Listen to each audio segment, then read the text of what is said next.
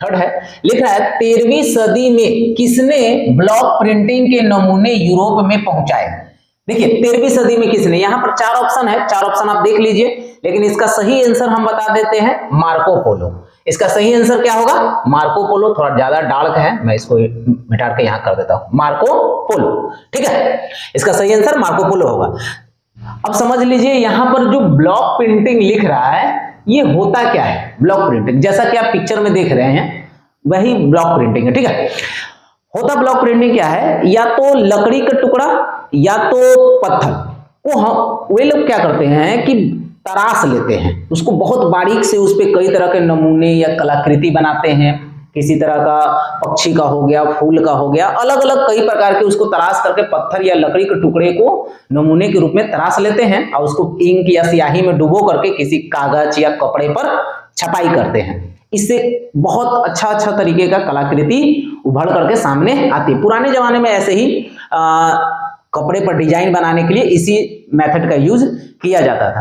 तो Marco Polo जो है ना काफी लंबे टाइम तक चीन में भी रहे थे। ठीक है ना, लगभग चीन में 220 ईसा पूर्व से पहले तक इसी तरह का छपाई किया जाता था और यह चीन से ही यह छपने की जो कलाकृति है ये यूरोप तक फैला था। और सबसे पहला बताया जाता है कि मार्को पोलो द्वारा यह यूरोप में ब्लॉक प्रिंटिंग के नमूने पहुंचे थे। ठीक है, यहाँ पर चौथा प्रश्न क्या बोल रहा है, 4 नंबर प्रश्न को अगर देखिए तो यहाँ पर बोल रहा है गुटेनबर्ग का जन्म किस देश में हुआ था। देखिए यहाँ पर 4 ऑप्शन है, आप 4 ऑप्शन में देख लीजिएगा, हम सही ऑप्शन को कर दे रहे हैं। इसमें सही ऑप्शन है जर्मनी। ठीक है, गुटेनबर्ग का जन्म कहाँ हुआ था, जर्मनी में हुआ था। थोड़ा गुटेनबर्ग के बारे में जान लीजिए, गुटेनबर्ग है कौन भाई।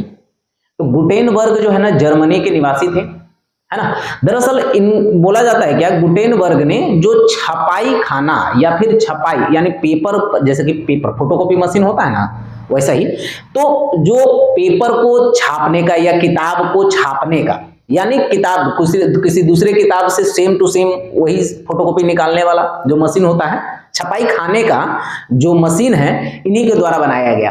ठीक है, ऐसा कहा जाता है। अब यहां पर क्या है, 5वीं नंबर प्रश्न इन्हीं से जुड़ा हुआ है, गुटेनबर्ग से। लिखा हुआ क्या, गुटेनबर्ग ने सर्वप्रथम किस पुस्तक की छपाई की थी। ठीक है, तो यहां पर सही ऑप्शन क्या है, यहां पर सही ऑप्शन है बाइबल।